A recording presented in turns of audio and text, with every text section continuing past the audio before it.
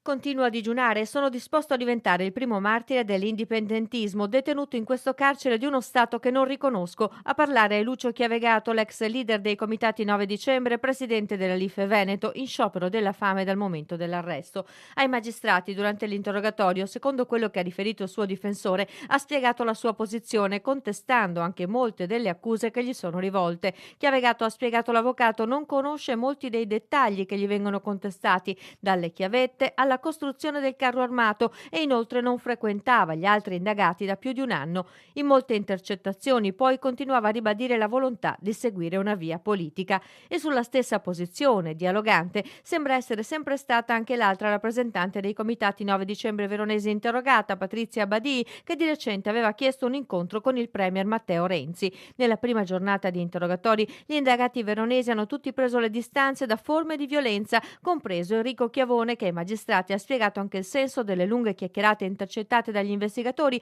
parlando di carri armati e armi da comprare in Albania.